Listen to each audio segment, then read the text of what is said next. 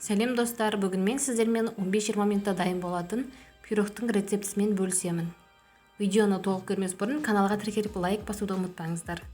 Және де менің YouTube каналымдағы барлық видеоларды қарасаңыздар, өте қарапайым заттармен дайындалатын тағамдар.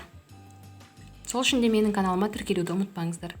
Біздің пирогымызға қажет заттар ең бірінші мен осындай кофе деген печеньені алып алдым. Және оны да салафанға салып, оқтаумен немесе блендеріңіз болса блендермен езіп алғандарыңыз жақсы. Печеньемізді толық езіп алғаннан кейін ыдысымызға саламыз да бір жұмыртқаны үстінен жарып саламыз. Екеуін жақсылап араластырамыз.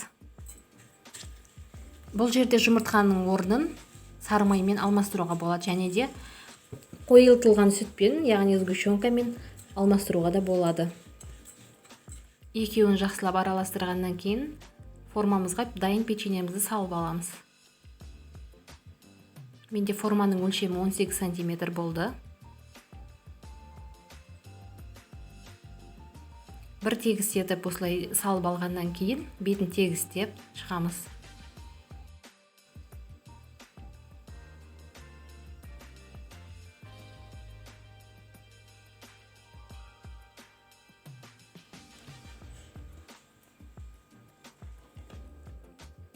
Печеньеміз бетін бір тегіс етіп алдық. Енді крем дайындаймыз.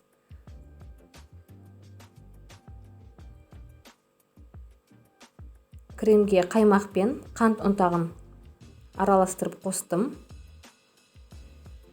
Бұл жерде сіздер қант ұнтағының орнына құмшекерді салсаңыздар болады.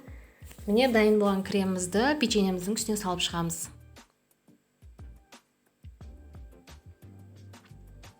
Бетін біркелкі етіп тегістейміз.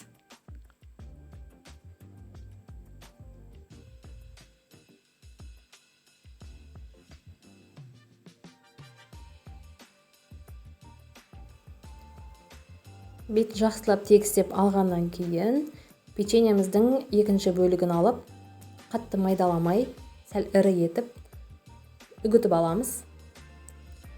Үгілген печеньемізді осылай бетіне салып, бетін тағы да тегістеп шығамыз да пешке 180 градусқа 10 минутқа салып аламыз. Міне біздің пирогымыз дайын болды. Сіздер де үй жағдайында жасап көріңіздер. Видеоны достарыңызбен бөлісуді ұмытпаңыз. Сіздермен болған Ғазиза.